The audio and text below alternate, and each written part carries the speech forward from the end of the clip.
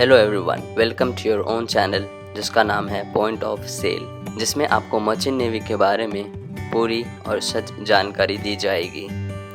उम्मीद है आपने मेरा लास्ट वीडियो देखा होगा जिसमें मैंने ये बताया है कि इस चैनल के क्या क्या एक्सपेक्टेशंस हैं, क्या क्या ऑब्जेक्टिव्स हैं और आप लोगों को क्या क्या जानने को मिलेगा, क्या क्या सीखने को मिलेगा। मेरी आपसे यह रिक्वेस्ट है कि आप जो भी जानेंगे, जो भी सीखेंगे, आप अपने दोस्तों को, अपने जूनियर्स को ज़रूर बताएं ताकि उन्हें पता चले इस फील्ड के बारे में। तो चलिए शुरू करते हैं आज का ये एपिसोड नंबर 2, जिसमें मैं बताऊंगा कि आखिर मर्चेंट नेवी होता क्या है। इसमें आपको बहुत सारी चीज़ें जानने को मिलेगी। मर्चेंट नेवी एक ऐसा फील्ड है जिसमें बहुत सारे शिप्स होते हैं। अगर हम हिंदी में बोलें तो जहाज़ों का बेड़ा, या इंग्लिश में बोलें तो फ्लीट ऑफ शिप्स, जिनका मेन काम है एक जगह से दूसरे जगह तक सुरक्षित सेफली सामान को पहुंचाना। मर्चेंट नेवी में पैसेंजर शिप्स भी आते हैं जिसमें हम एक जगह से दूसरे जगह तक सुरक्षित सेफली लोगों को पहुंचाते हैं। जो पैसेंजर्स जिनको घूमना होता है या जो वर्ल्ड टूर पे जाते हैं पैसेंजर शिप्स के द्वारा, उनको हम अपने डेस्टिनेशंस तक सुरक्षित पहुंचाते हैं। इस फील्ड में जितने भी शिप्स होते हैं वो कोई ना कोई एक कंट्री से रजिस्टर्ड होते हैं ताकि आगे जाकर लीगल इशू ना हो और वो शिप फिर उस कंट्री के रूल्स एंड रेगुलेशंस को फॉलो करते हैं। मर्चेंट नेवी को बैकबोन ऑफ इंटरनेशनल ट्रेड भी कहा जाता है। ऐसा इसलिए क्योंकि ज़्यादातर cargo all over the world एक कंट्री से दूसरे कंट्री तक सिर्फ शिप्स के द्वारा ही पहुंचाया जाता है, अर्थात ज़्यादा इंपोर्ट और एक्सपोर्ट का बिजनेस शिप्स के द्वारा ही होता है। इसलिए merchant navy field maximum employ hire करती है ताकि सेफली सामान एक जगह से दूसरे जगह तक पहुंचाया जाए। अगर ये बिजनेस ना हो तो हमारा ज़्यादातर एक्सपोर्ट और इंपोर्ट का बिजनेस हॉल्ट हो जाएगा। अब क्वेश्चन आता है, क्या मर्चेंट नेवी किसी भी कंट्री से अलग है? जी हाँ, मर्चेंट नेवी किसी भी कंट्री के नेवी से अलग है।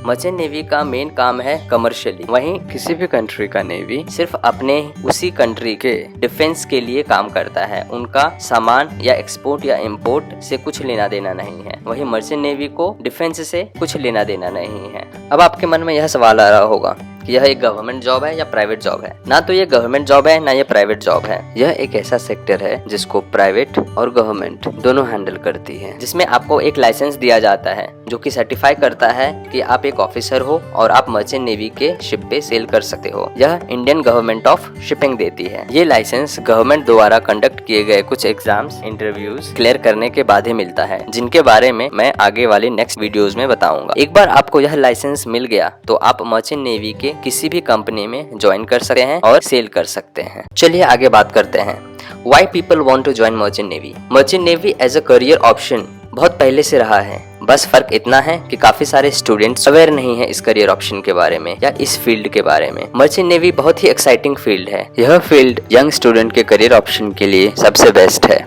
This career option is completely different because इसमें 9 to 5 जॉब बिल्कुल भी नहीं है। काफी यंग एज में ही आपको ऑफिसर की रिस्पॉन्सिबिलिटीज दे दी जाएगी। Merchant navy is also considered a glamorous job, specially उन लोगों के लिए जिनको नए नए प्लेसेस घूमने का शौक है, नए नए लोगों से मिलने का शौक है और नए नए कल्चर सीखने का शौक है। मर्चेंट नेवी में हैंडसम सैलरीज भी मिलता है, but it's a quite challenging profession. चलिए आपको एक और फैक्ट बताता हूँ। Nowadays this field is not so monetarily rewarding, मतलब इसमें हाई सैलरीज होती है, but nowadays as compare to other shore jobs, अगर आप कोई और शोर जॉब करते हो लैंड पे रह के और आपके एक्सपीरियंसेस बढ़ते जाते हैं तो that salary becomes equivalent to this field. इसलिए अगर आप सिर्फ पैसों के लिए ज्वाइन करना चाहते हो मर्चेंट नेवी तो please do not join merchant navy, because merchant navy में dedication, passion, hard work, challenges, responsibilities, team work, discipline, punctuality, situational awareness, safety, skills, focus, यह सब बहुत इंपॉर्टेंट है या बहुत मायने रखती है। अब हम बात करेंगे career options merchant navy field के अंदर ही। मर्चेंट नेवी फील्ड के अंदर बहुत सारे करियर ऑप्शंस होते हैं। आप मर्चेंट नेवी में नेविगेटिंग ऑफिसर्स जो कि डेक साइड ऑफिसर्स होते हैं, या marine engineer officers, specialised officers या क्रू मेंबर, इन चारों कैटेगरी में से किसी भी एक कैटेगरी में ज्वाइन कर सकते हो। शिप का मेन काम है कार्गो या पैसेंजर को एक कंट्री से दूसरे कंट्री तक पहुंचाना सेफली, जिसके लिए बहुत स्किल्स की जरूरत होती है और बहुत सिचुएशनल अवेयरनेस, सेफ्टी और फोकस की जरूरत होती है। Ship is made up of steel in salt water, so they also need to be maintained from time to time. इन सब जॉब्स को